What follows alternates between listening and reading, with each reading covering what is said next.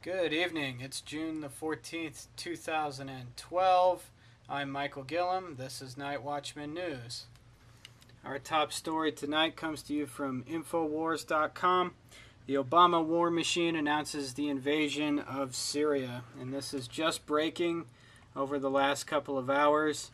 CNN reports this afternoon that the Pentagon has finalized plans to attack Syria and forcefully depose its leader, Bashar al-Assad, under the cover of securing weapons of mass destruction and preventing quote-unquote sectarian violence it has fomented by supporting and training the Free Syrian Army. The U.S. military has completed its own planning for how American troops would conduct a variety of operations against Syria or to assist neighboring countries in the event action was ordered, officials tell CNN.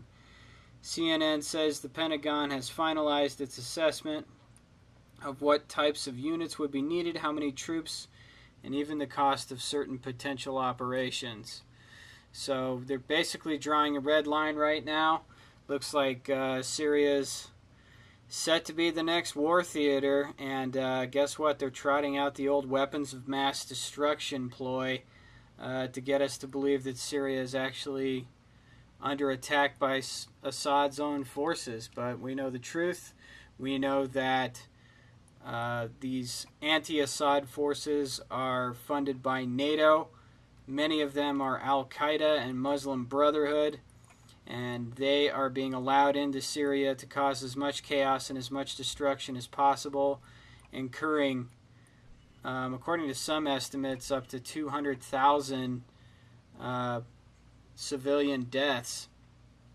And, you know, it just goes on and on. I just don't know when this war machine is going to stop. It's like, how many theaters are we in now? It's like 10 countries that we're attacking. It's just ridiculous. So now we're moving ahead, it looks like, into Syria, and it's just completely out of control. I mean, we just don't have any respect for, well, when I say we, I mean the American military, NATO, the globalist empire just doesn't have any respect for people's sovereignty, doesn't have any respect for human life. They send these terrorists into the cities of Syria, and they initiate these sniper attacks against people, and they just kill people in the street. I mean, it's horrible. But of course, we know the truth. CNN reveals that the United States, Britain, and France have discussed the attack, which they describe as contingency scenarios, and have trained specifically for a military intervention. They are also sharing intelligence about what is happening in Syria with neighboring countries, including Jordan, Turkey, and Israel. In December, Sibel Edmonds reported that foreign military groups estimated at hundreds of individuals had taken up positions in the city of al-Mafraq in northern Jordan on the Syrian border. The troops had arrived from the Ain al-Assad air base in Iraq, and a U.S. aircraft carrying military personnel landed in the Prince Hassan air base, located about 100 kilometers to the east of the city of al-Mafraq. So there you go. Eyewitness accounts from a journalist saying that the foreign military is situated in Jordan, and the troops have arrived from a base in Iraq in a U.S. military aircraft. So the U.S. military is transporting these troops into these countries. They're performing sniper attacks on people, tying people up, executing them, killing them with knives. Last week, there was that assault in Homs, which is one of the cities in Syria, where 109 people were killed, mostly women and children, and a lot of them with guns and a lot of them with knives. So, based on all this false information, we are now moving into Syria to bomb yet another country and initiate World War III. So this is really serious stuff. These are our top stories this evening. This article is a little older. It's from February, also from Infowars, but it just kind of outlines some of the evidence that we have that CIA, MI6, and the Israeli Mossad are behind the violence in Israel. And this comes from the Arab League, which is a humanitarian organization that performed a mission here in Syria. And here's a picture of the terrorists right here that are moved into Syria with help from Western governments. It says here the UN has stopped accepting casualty figures claimed by the opposition and has frozen its official estimate of civilian deaths at 5,400. This is back in February, mind you, without acknowledging that this may already be highly exaggerated. This is not yet a bloodbath on the scale of Libya, where even the new government admits that at least 25,000 people died in the NATO-led war. That's in Libya. Syria could follow the Libya model, though, if NATO and the GCC keep providing weapons and military training to the Free Syrian Army and prepared to beef it up with special forces on the ground, as long as the UN approves a no-fly zone to provide cover for another 9,700 airstrikes. So the Free Syria Army is the front organization for these terrorist attacks, and this is just kind of like a mixture of terrorists from all over the different parts of the world. Muslim Brotherhood, Al-Qaeda. So, I mean, Al-Qaeda is moving in with black uniforms, slashing people's throats, executing people, sniper attacks, and it's all done under the auspices of NATO and under Western governments. And, you know, they want us to think that we're too stupid to know any better, and now they're saying that they have weapons of mass destruction, and that's why they're moving in there. They say they have photographic evidence of biological and chemical sites in Syria owned by Assad, and they're well guarded, and we got to put a stop to this. Hillary Clinton cried when she talked about all of the violence in Syria. We know who's causing the violence, Hillary. It's you. It's you and all of your war merchant friends moving into this country, slaying innocent people, and expecting us to foot the bill for another war, and we're not going to stand for it anymore. Patriotic Americans have to put their foot down and demand an end to these wars and an end to all wars. Return America to its sovereignty, stop fighting wars for foreign bankers and for foreign interests, and leave other countries alone. So I'll read some excerpts from the report of the head of the Arab League of Arab States. This is their humanitarian mission that they performed in Syria and some of the information that they gathered there. The earlier estimates that I gave you about those attacks and the casualties, the exaggerated casualties come from the UN and some of these other, the UN and these humanitarian organizations that say that there's a big humanitarian crisis in Syria. Now, I'm not going to say that Assad's a good guy. He cracked down on these protesters back in November and December, and people died. The death toll is not nearly as high as they're saying. They're saying it's a 5,400 death toll. It's much lower than that. And the amount of people that have been killed by, these insurgents forces that have been sent in by NATO and by the U.S. and Israel is much, much higher. The establishment media, it says here, put the number of dead between 1,000 and 5,000. The International Criminal Court, Hisham Abu Hajar of the Libyan rebels, in other words, Al-Qaeda, Pravda and other sources put the number at between 50,000 and 100,000. Webster Tarpley estimated the number at 150,000, a staggering number for a population of just under 6.5 million. So this is liberation. This is us liberating a country, saying that 5,400 protesters or, anti-Assad forces were killed. So we're going to liberate them by killing 200,000 more people, and that's going to make everything all better. We're really working in the interests of Syria here. We're not working for global banks. We're not trying to build a path to Persia. Oh, no. That's what this is all about, okay? This is all about getting into Iran, and it's about establishing supremacy.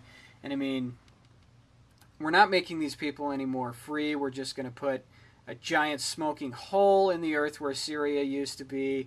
We're going to commit troops and infrastructure and billions of dollars into Syria once again, bankrupting the United States, bankrupting Syria, bankrupting the world. This is what war does.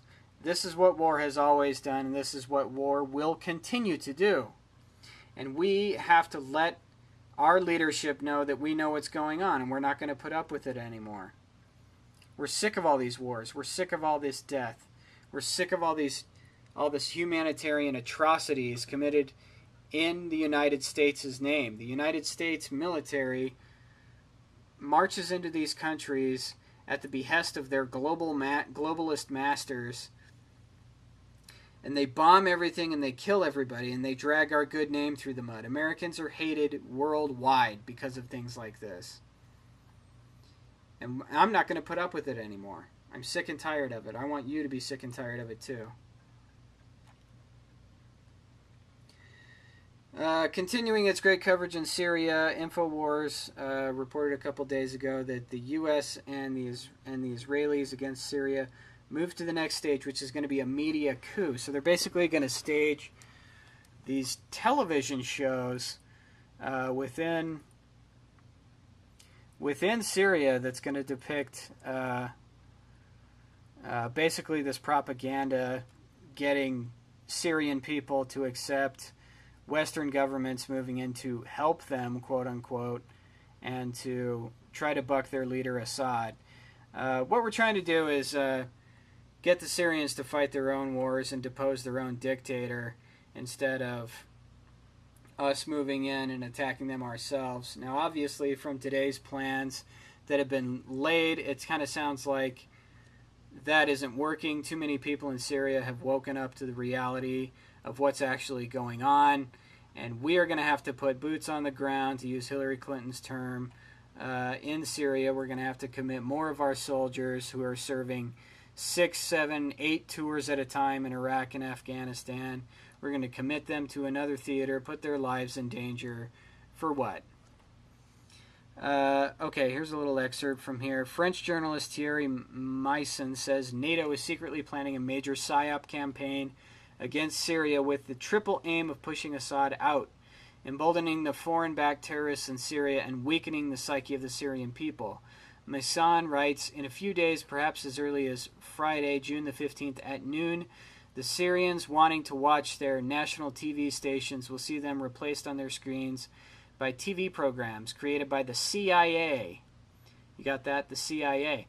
Studio shot images will show massacres that are blamed on the Syrian government, people demonstrating, ministers and generals resigning from their posts, President al-Assad fleeing, the rebels gathering in the big city centers, and a new government installing itself in the presidential palace.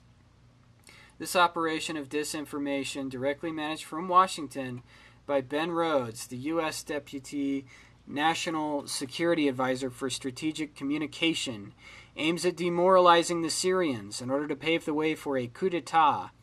NATO, discontent about the double veto of Russia and China, will thus succeed in conquering Syria without attacking the country illegally. Whichever judgment you might have formed on the actual events in Syria, a coup d'etat will end all hopes of democratization.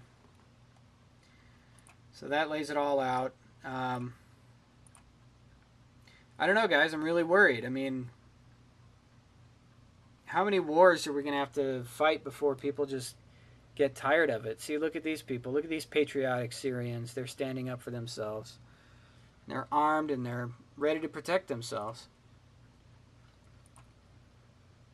I mean, how many times are we going to attack all these people before they just turn around and start attacking us?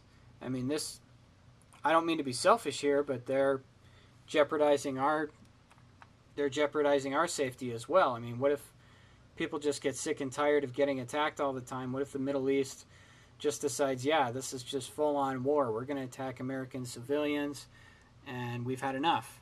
So it's going to be on them if that happens. And we'll be right here watching every minute of it, every horrible minute of it. Russian helicopters are refurbished, not new, says the U.S. Okay, the headline here has changed. Basically, what's going on is, and they're trying to mollify us here, they're trying to tell us that the Russians are not sending in new helicopters into Syria. What? Oh, yeah, that's happening. Russia, it looks like, wants to help Syria out militarily, and it looks like Russia is ready to draw a red line. I mean, they're basically saying, yeah, we're ready to attack you, so if something goes down, we're going to be ready for it. See, look at this snake, Hillary Clinton. Let's hear what she has to say about this whole thing. Have confronted the Russians about stopping their continued arms shipments to Syria. They have, from time to time, said that we shouldn't worry, everything they're shipping is unrelated to their actions internally. That's patently untrue. And we are concerned about the latest information we have that there are attack helicopters on the way from Russia to Syria, which will escalate the conflict quite dramatically. There you go. So Hillary Clinton's going to get her boots on the ground. Oh, wait, no, she's not going to be there. It's going to be our sons and our daughters attacking these people and fighting this war for nothing. Secretary of State Hillary Rodham Clinton's accusation that Russia dramatically escalated the crisis in Syria lost steam Thursday when the State Department acknowledged that the helicopters she accused Moscow of sending were actually refurbished ones already owned by the Assad regime. See, they're just trying to tell us that Russia is not going to stand behind Syria, and Russia's not going to help Syria out. They're just trying to make us feel better. But Hillary Clinton really knows what's going on, and she knows that Russia could attack the United States if we move into Syria.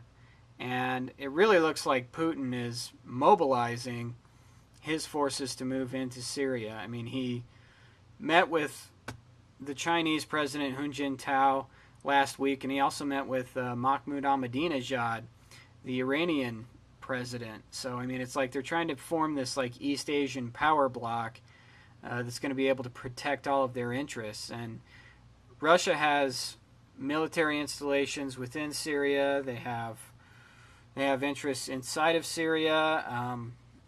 They might be pretty cozy with the Assad regime, although I can't confirm any of that. So this could be World War III. I mean, we're talking about forcing the East Asian bloc to do something to basically fight or flinch, and we're pushing back on them again. I mean, it's just like escalation after escalation after escalation.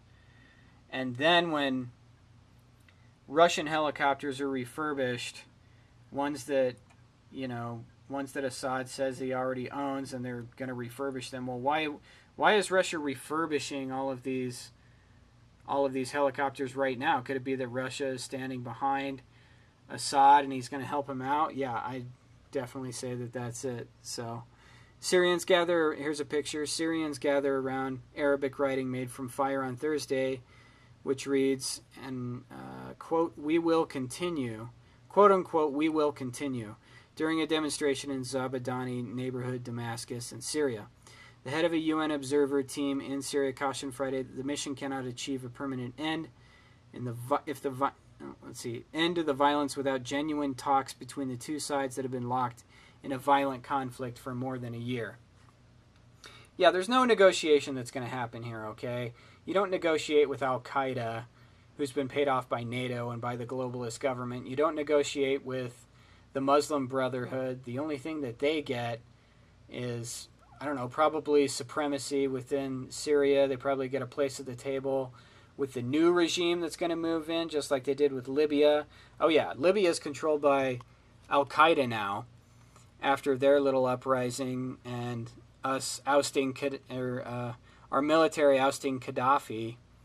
Al-Qaeda just moved right in after that and set up shop. So we're letting Al-Qaeda take over the whole world, and they're working for us. I mean, they've always worked for us. Al-Qaeda has been funded by the MI6 and the CIA and the Israeli Mossad from the very beginning, and that's what people need to get real about.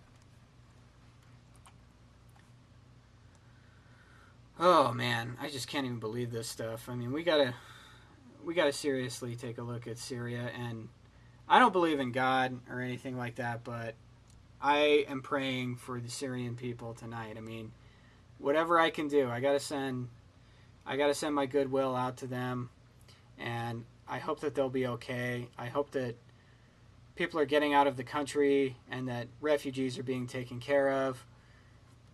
I mean, what could be left of the country after 200,000 dead in a country of 6 million? You guys also check out Syria Girl's video. Who this girl is, she's a member of the, I guess, the royal family, the powerful family that was in charge before Assad. I don't know if she is still living in Syria, but she pretty much has her ear to the ground of what's going on in Syria. And she does regular updates on YouTube about what's going on in Syria. So she's really insightful and informed. Check her video out. That'll also be on my post. Okay. Moving on to some more disturbing news. This again out of InfoWars. United Nations envisions transhumanist future where man is obsolete. The Global Future 2045 International Congress, led by iconic futurist Ray Kurzweil and held in Moscow a few weeks back, lays out a stark vision of the future for neo-humanity, where AI, cybernetics, nanotech, and other emerging technologies replace mankind.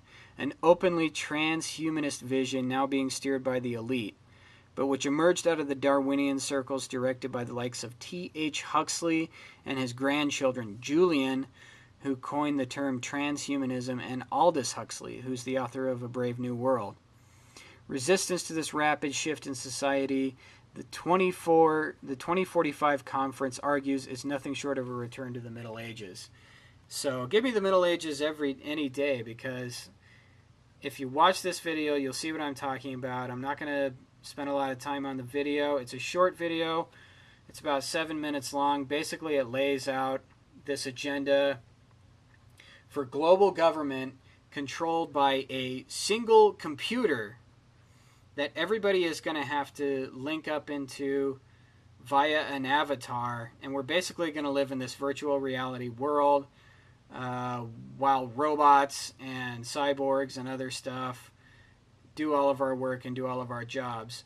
And there's going to be peace on Earth. You know why there's going to be peace on Earth? Because the world government is going to control the minds of every single human being on Earth. They're going to be constantly pinging our pleasure centers, and we're not even going to be able to fight the government. We're not going to be able to fight the global cyborg technocracy, which is what Ray Kurzweil, this weirdo billionaire, and all of his buddies at Global Future 2045 want to institute.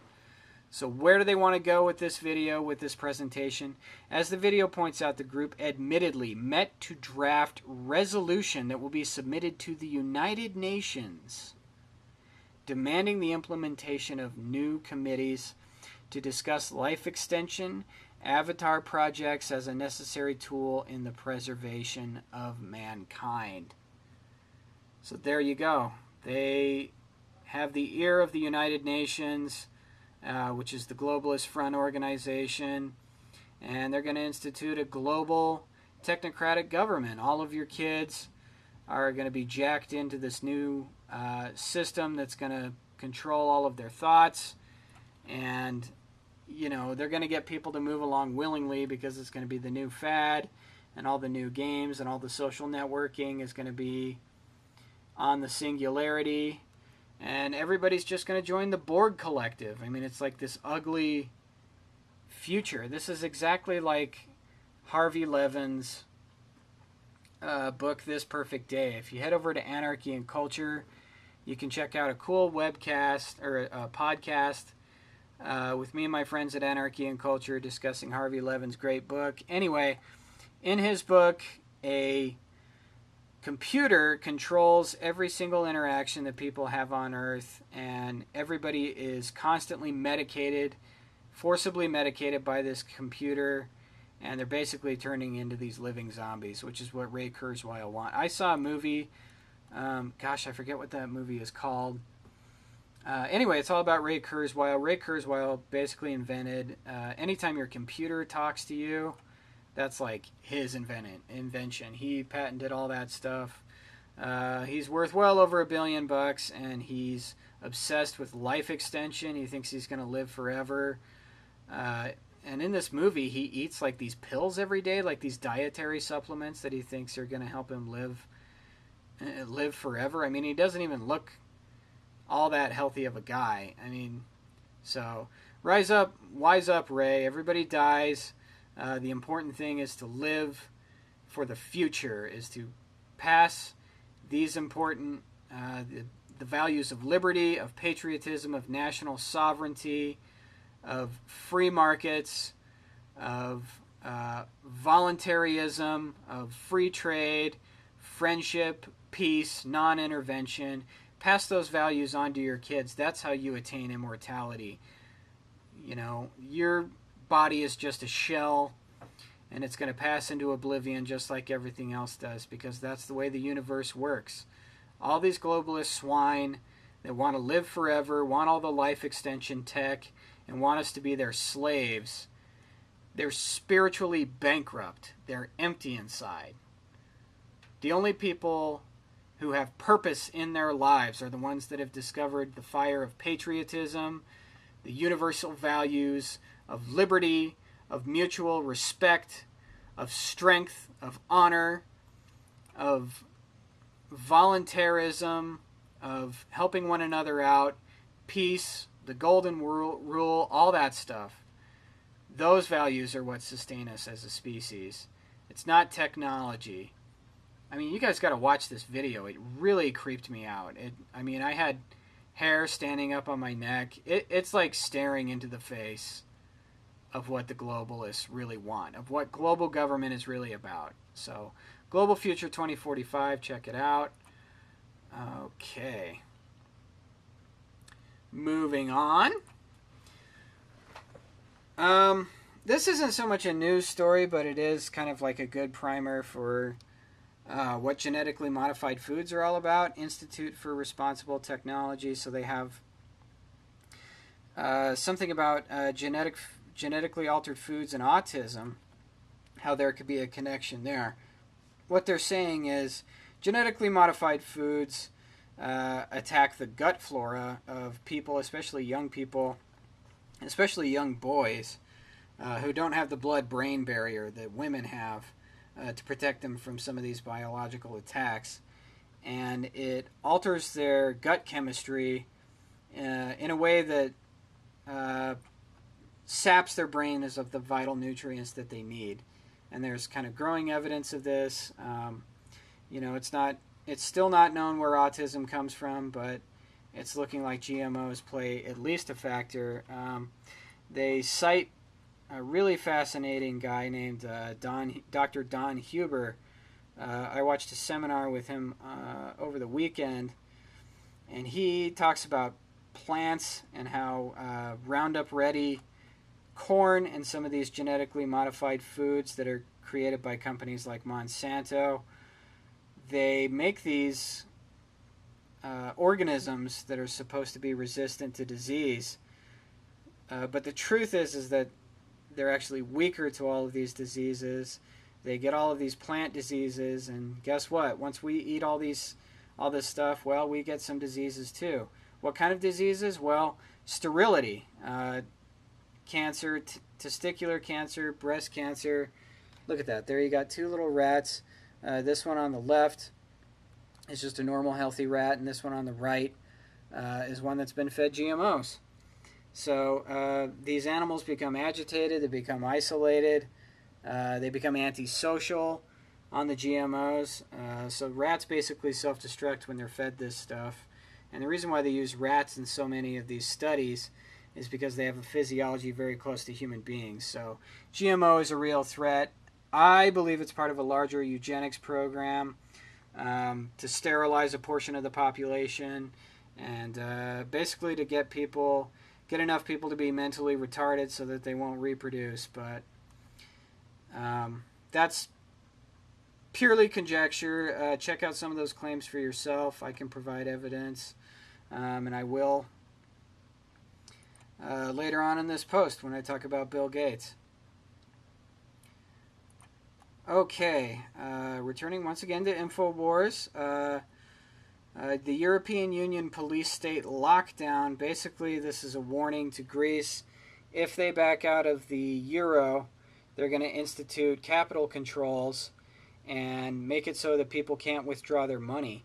If you've been following the news in Greece, something like 200 million euros got taken out of the banks. There was a huge bank run when people felt like the euro was just gonna bottom out. This is a really good video with this guy Neil Farage. There are actually good people within the British government. This is a representative from the Independence Party, which is kind of like an analog to the Libertarian Party that we have here in the States over in England. And he just talks about how the euro is not good for anybody. National sovereignty is what's good. A national currency is what's good. And nobody should sign on to these debt contracts that only help these giant multinational foreign banks. I mean, Greece isn't going to get bailed out. They just want austerity in Greece so that people are starving to death, so that people drop their kids off at government buildings and just leave them there because they can't take care of them anymore.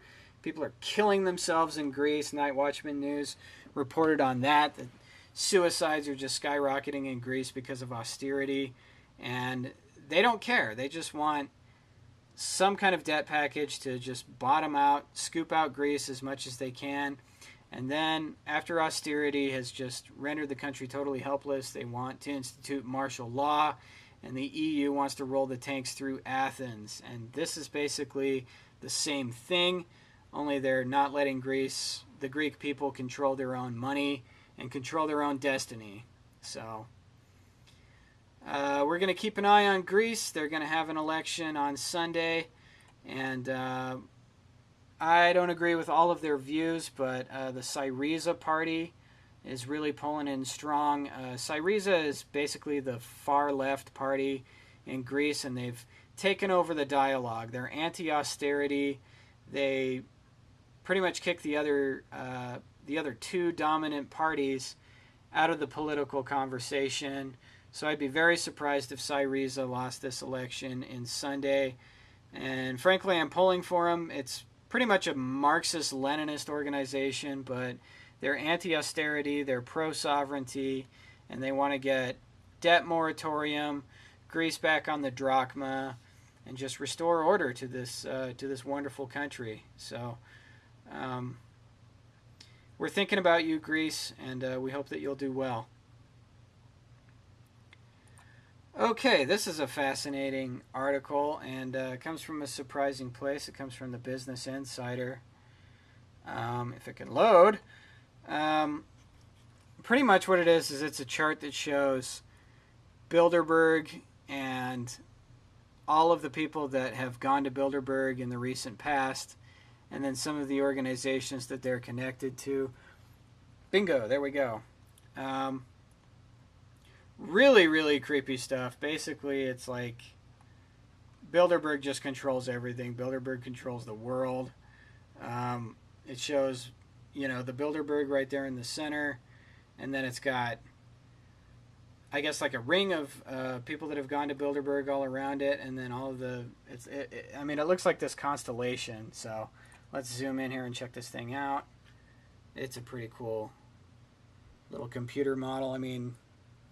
So here in the center you got Bilderberg Group, and then if we pan out, we've got all these tracking lines that lead to these different individuals. So you got, like William Bundy, John C. Whitehead. I know it's probably kind of hard to see here at home. Bill Clinton, Larry Summers, William McDonough, Roger Altman. But then check out all of these organizations that these cats are connected to. John Kerry, he's been there. George W. Bush. I don't know if he has gone to Bilderberg or not, but certainly people connected to him have. Hillary Clinton has definitely gone. She went in 2010. She was fined $300,000 for violating the Logan Act. It's illegal for for government officials to meet with these foreign banks in secret. So we need to enforce the Logan Act. But look at all these powerful organizations: the Washington Post, Merrill Lynch, Delta, Dow Jones, Intel, American Express, Fannie Mae, Kissinger, which I'm guessing is connected with Henry Kissinger. He's a Bilderberger from way back. Kind of started the thing. DuPont, Raytheon, Boeing. Oh man, the list just goes on and on. It's everybody. It's everybody. So Bilderberg controls the world. Here's proof positive. Well, here's, proof that these guys have worked for these organizations, and this is a command and control operation. And Business Insider, they don't want to frighten off their readership, so they kind of hedge a little bit. We took the findings with a grain of salt. After all, it's easy to trace an individual to a corporation, and the graph doesn't specify what influence the member wielded. Well, we can tell you what influence the member wielded. They went to Bilderberg, so they're talking about population control. They're talking about world government. They're talking about all the stuff that we talk about on a regular basis here at Night Watchman. But perhaps it's a compelling argument for why the meetings should be public. Regardless of what you think of these meetings, first of all, they exist. Bilderberg exists. They just do. Just admit it, mainstream media. Just admit that Bilderberg exists. Everybody knows now. The cat is out of the bag. Alex Jones did really good coverage while they were here. And even knuckleheads like the Washington Times picked up on it. So it exists. Acknowledge it, and then just acknowledge that it's a really powerful organization, and that all of these people are meeting in secret, and we want to know why. We want to know what they're talking about.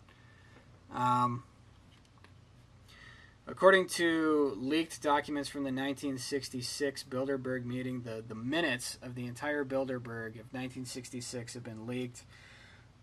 What they talked about back then was about how national sovereignty, the idea of national sovereignty, was a big problem for their agenda. So, yeah, if you believe in America, if you believe America should not be connected to a global empire controlled by technocrats, well, you're a terrorist, and Bilderberg is going to make some plans to sterilize you or come after you or whatever. So, our next story we're going to talk about. This is a really creepy, I guess it's a news of the weird story too, but well, maybe not. This lady kind of characterizes it as being a news of the weird story, and she kind of comes off blithe here. 1.1 million plus Gates grants galvanic bracelets that measure your students' engagement. Unbelievable. So Bill Gates not only wants to unplug grandma so that he can hire 10 teachers, wants to institute death panels. I'll include the video where he talks about that in my post. But he also wants to monitor your kids and make sure that they're paying attention in school. I mean, we go from not being able to hire 10 teachers to investing over $1 million in R&D for these bracelets that monitor like what your kid is thinking and everything. I mean, like, these people think that they can get away with anything, okay? Bill Gates thinks because he has all of the money in the world that he can slap a bracelet on your kid's wrist and monitor their thoughts. And I'm not going to put up with it. Like, as a parent, I am not going to let that happen. And Valerie Strauss here kicks it off in the "you can't make this stuff up" category. Haha. Well, you can't make this stuff up. The Bill and Melinda Gates Foundation is spending about $1.1 million to develop a way to physiologically measure how engaged students are by their teachers' lessons. This involves galvanic skin response bracelets that kids would wear so their engagement levels could be measured. If this tells us anything, it is that the obsession with measurement and data in school reform has reached new nutty heights. And then it goes on to kind of like describe the program. Hey, I got an idea. How about making schools better? How about making teachers actually teach kids how to become adults and how to be leaders and not just be like these mindless employees. That's why kids are not engaged, Bill Gates, okay? That's why kids don't care about school, because school doesn't care about them. School is all about turning kids, public school is all about turning kids into mindless consumers and idiot employees who are just completely unable to be rational, critical thinking adults, or to have the skills that they need to become business leaders, to become the people that we want them to be. Public school just turns kids into zombies, gets them hooked on drugs because they're exposed to the drug culture all the time by their peers, and just bores them to death with stuff that they're never ever going to use. You know, that's the nightmare of compulsory schooling. I mean, these schools are like prisons. I mean, and it's just going to get worse with everybody wearing their little ID bracelet. What's next? Shaved heads and barcodes? Geez, I mean, we already reported on the barcodes. They're going to do that too. So everybody gets their head shaved, gets a barcode, goes to a prison school every single day, and then we all just kind of punch in and out of the new world order, and that's our new life. That's the new freedom. That's what we're supposed to. That's what we're supposed to accept. Unbelievable. Okay, this is a funny news story. Not funny, haha, but I guess it's like the way that they report it is just totally ridiculous. Want to live longer? Move to New York City. That's right, New York City is the most progressive city in the world, where you're not allowed to carry a gun, where the cops stop and they frisk you, they fondle your genitals for no reason. It's like the TSA on the streets, only it's all of the cops. You can't smoke, you can't drink. I think Bloomberg wants to like scale back against alcohol. You can't buy any trans fat foods.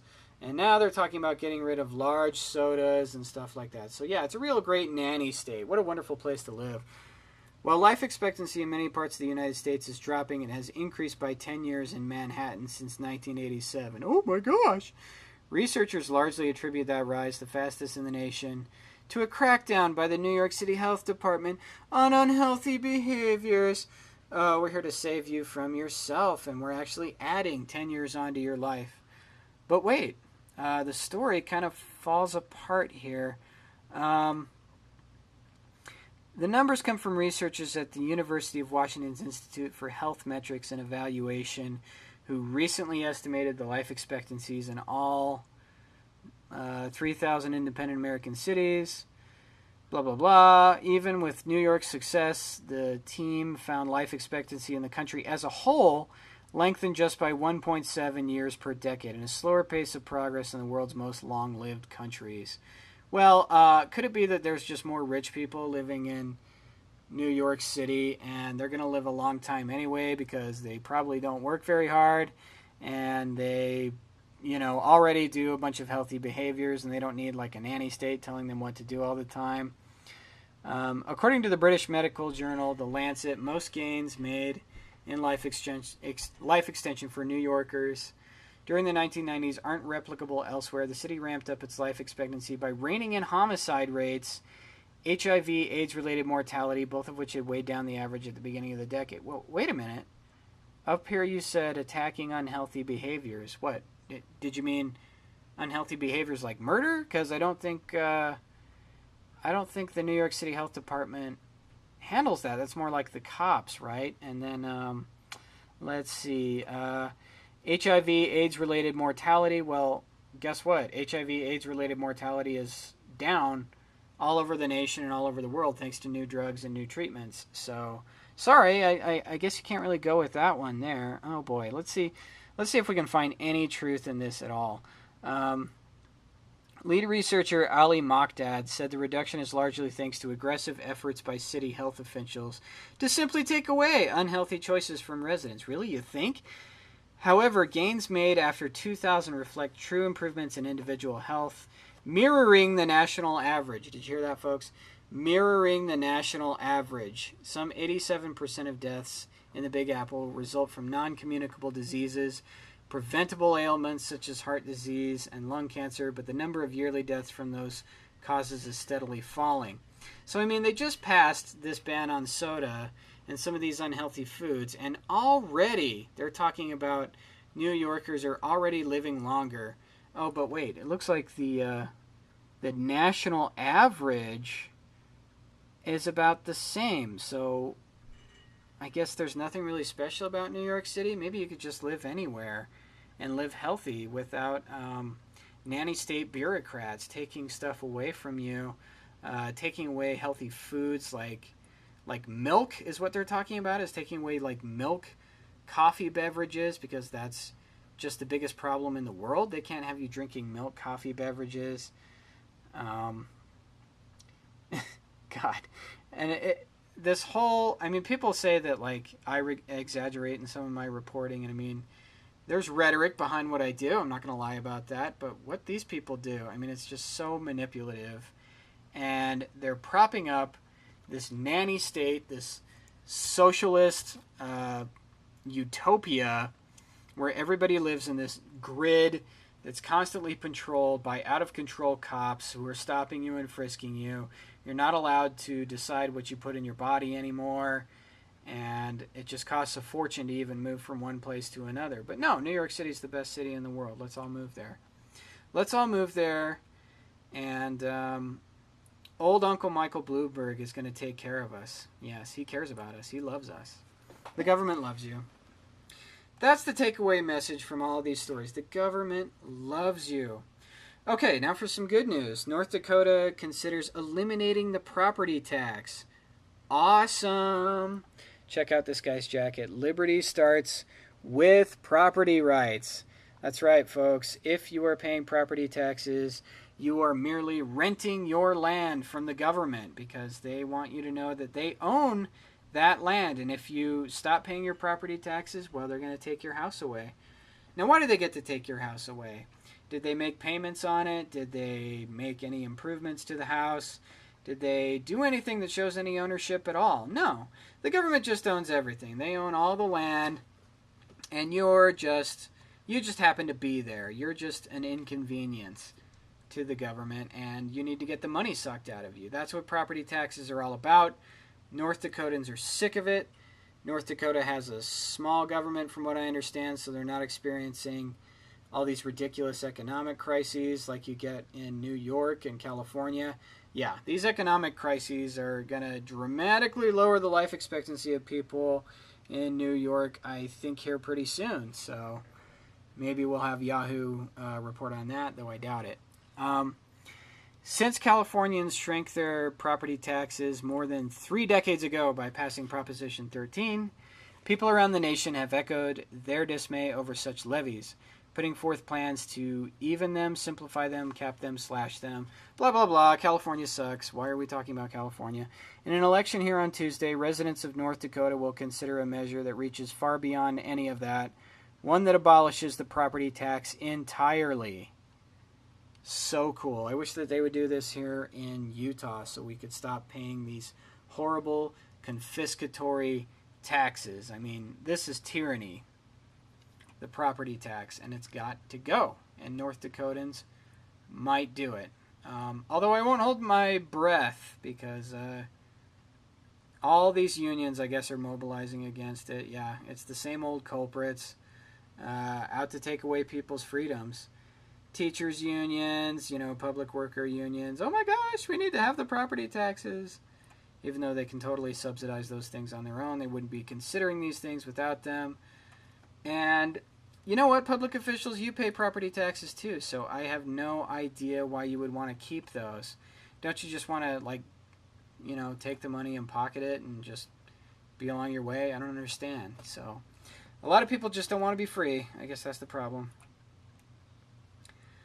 Okay, Wired's feature Danger Room continues to do some really good reporting, and guess what they found out? 64 drone bases are on American soil. Look at this map. It looks like a pepperoni pizza. Those are drone bases, folks. Those are warehouses full of drones in secret, and we don't really know what they're for. So basically what Danger Room says is that all of this drone stuff is being kept a secret from us, and that's a problem. They kind of wimp out towards the end. Domestic proliferation isn't the same as domestic spying. That's what they say. Really? Most, if not all, of these military bases would make poor surveillance centers. Many of the locations are isolated, far from civilian populations. Almost half of the bases on the map work only with the relatively small Raven and Shadow drones. Their limited range and endurance make them imperfect spying tools at best. It's safe to assume that most of these bases are just used for military training. Really? Most of these bases are used for military training? Why are there so many of them? Hello? They are going to spy on us. That's why. They're mobilizing the drone force. All of these places right here, I mean, right here in Utah, there's 2. And it looks like they're right here in my hometown, right in Salt Lake City. I mean, that's an urban center, okay? That's not... And it says that they're in out-of-the-way places. Look at Southern California. There's, like, nothing but city down there, first of all. And there's just a big cluster of them right there. So, I mean, I like this feature, and I think that Wired does a pretty good job generally. This particular author, Lorenzo Franceschi Bicciari, I don't think is really grasping the heady nature of this thing. So, yeah, they're coming for us, and like I said, the first person to shoot down a drone is going to get a beer on me. I'm not saying that's going to be me, but hey, if I happen to run into somebody that shot down a drone, you get free beer. Okay, more troubling news out of Shenzhen, China, from the Foxconn factory. A Foxconn worker falls to his death in China. This is from AFP. This looks like a suicide, so this would be, I think they say it's the 10th suicide this year. At least 13 employees died in apparent suicides in 2010, followed by several others in 2011. Yeah, Foxconn, which is where where Apple produces most of its products in China, they outsource it to this Taiwanese company called Foxconn, and they have like these massive facilities in Shenzhen, China. The problem is that, I don't know if you guys heard this, but there was a This American Life story about Foxconn and about Apple and about basically the really cruel slavery working conditions they have at Foxconn. It's so cruel that they had to put up nets around the building to catch people and to keep them from jumping out of the windows and killing themselves. I mean, it's terrible. But what happened on This American Life is that this guy reported on other stuff that didn't turn out to be true. And he kind of conflated some older information with some present information. Pretty much had to go back on the show and retract his whole story, which is a shame because there are real human rights abuses happening at these places. I mean, we need to really examine the way that Apple does business. I mean, they used to have machines that built this stuff in America, but because they changed their products all the time, it just got too expensive to change the machines. So they had to basically exploit human beings to produce all of these units. And it's just like massive repetitive stress disorder, massive stress on the job. It's just total surveillance. I think the average Foxconn worker works there for 3 months before he quits. I mean, if they just provided a subsistence standard of human rights at these factories, they wouldn't have to hire so many darn people all the time, and they wouldn't have so many people getting fired. I mean, that's all you have to do. And, they just have to remain in control. This is the command and control economy. Apple's at the center of it, and Foxconn is their slave headquarters, where they have people that have deformed hands and stuff from repetitive stress disorders. Back in 2009, 2008, they had an issue with something called N-hexane, which is something that they sprayed on the screens in order to clean them. It ended up, people started breathing it, and then they would get respiratory disorders. They stopped making N-hexane, but they still have problems with workers killing themselves. I mean, these are people that have had their ancestral land stolen from them by the Chinese government, and then the Chinese government turns to American companies and says, hey, look, do you want to offshore all of your American jobs? You can't afford to pay all of your American workers? Come to China. We've got a core of slaves for you to choose from. Go ahead and pick your slaves, use them up until they're emptied out shells of people, and then they jump off buildings and kill themselves. Because that's the free market, right? No, this isn't the free market. This is the fascist, banker-controlled, globalist-controlled corporate state. And this is what it does to people in other countries who work for it. So there you go. Okay, we're going to end our broadcast tonight on a good note. Some science and technology news for you here. CNN reports a moon on Saturn may have tropical lakes, and this is the beautiful moon of Titan near Saturn. They might not be fit for humans to swim in, but tropical lakes may exist on one of Saturn's moons that could harbor tiny organisms. Scientists report Wednesday in the journal Nature that the moon Titan may have methane lakes among the dunes that pervade the tropics. The region of the moon between 20 degrees of latitude north and 20 degrees of latitude south. Like Earth, Titan has clouds, rain, and lakes, though they're made up of methane instead of water. Scientists theorize that the conditions on Titan, which is the only moon in our solar system with an atmosphere, are capable of harboring microbial life, suggesting that organisms could live in methane lakes as they do in water lakes on Earth. Isn't that amazing? You know, the universe is such a remarkable place, and I think that if we manage to destroy the evil hydra of global fascism, the patriots can go to the stars. The freedom-loving peoples of the world can work together, and we can go to places like Titan, and we can go beyond. I mean, beyond, beyond, beyond. Okay? Like I said before, I don't believe in God, but I worship human potential. And I know that human beings can do remarkable things. And we don't need the state to take us to the moon. We don't need the state to take us to space. We can do all of that on our own. And don't buy into this corporate military, this corporate takeover of space and like the free market of space and Richard Branson and all that stuff. That's all part of the same system. I mean, it's all corporate state structure once again. I mean, we have to get rid of the way that we do business and get into free markets and find out what people need and deliver stuff that people want and base our businesses around computers, not just have giant corporations pushing their surplus supplies on us that are totally inadequate, but we have to deal with them anyway because they have a monopoly. We need to throw out the monopolists, and we need to return freedom and restore sovereignty to the United States. And I believe that if we all work together, if we love one another, and if we prosecute injustice wherever it may be, and prosecute tyranny wherever it may be, and recognize it for what it is, and learn what it is, and study what it is, and stamp it out, we can do remarkable things as a species. There's no limit to what we're capable of. We don't need to exterminate people like Bill Gates says.